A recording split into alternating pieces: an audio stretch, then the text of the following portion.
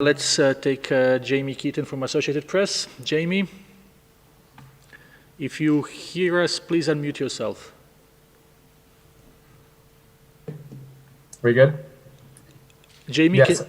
can you hear me? Yes, now it's okay. Okay, great, thank you. Hi, thank you very much for taking my question. I have just a quick question for Dr. Tedros and then a follow-up to Dr. Husson. Does WHO believe that the Wuhan Institute of Virology was the origin of this coronavirus? And what are you doing to try to find out if it was? Thank you, Jamie. And just a quick follow-up for Dr. Husson, because there was a very interesting question from National Geographic earlier, and I just wanted to make sure that we followed up on that. President Trump, Dr. Husson, you mentioned lucidité a posteriori, which could be translated as hindsight is 2020, I think. President Trump has been very severe with WHO, and yesterday called it a public relations agency for China. How much should the emergency committee also be taking some of the heat from President Trump for not having stepped up earlier? And can you tell us which of your members spoke out against declaring a fake on 22nd, 23rd of January? Thank you. Thank you, Jamie. We said one question per journalist. Thank you. I was a follow-up.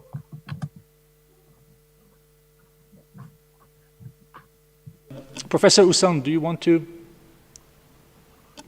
Well, again, I must say that I am not entitled to disclose the discussions which occurred during the emergency committee because there is a confidentiality agreement which was signed. So I shall not say what was the position of each of the members. During the press conference on the 22nd and 23rd, I said that the committee was divided 50-50 and that there was a need to find a consensus to provide an advice to the DG. And at that time, the consensus was that it was a bit too early to declare a fake because there were 4 cases abroad and that it could be re-examined, of course, following a few days. Nevertheless, as said Dr. Tedros, recommendations were made which were allowing to start all the measures that would be necessary to implement in such a situation. So this is the only thing I can say on this matter.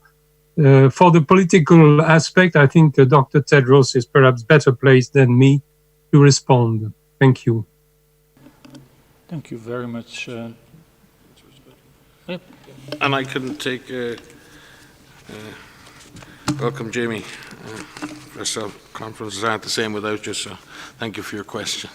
With regard to the origins of the virus in Wuhan, we have listened again and again to numerous scientists who've looked at the sequences, looked at this virus, and we are assured that this virus is natural in origin. And what is important is that we establish what that natural host for this virus is. And the primary purpose of doing that is to ensure that we understand the virus more, we understand the animal-human interface, and we understand how the animal-human species barrier was breached. And the purpose of understanding that is that we can put in place the necessary prevention and public health measures to prevent that happening again anywhere. And that is what we are pursuing that and working and offering support to authorities to carry out such studies that will allow us to determine those very important outcomes, which will help us determine what the right steps are to ensure that this does not happen again.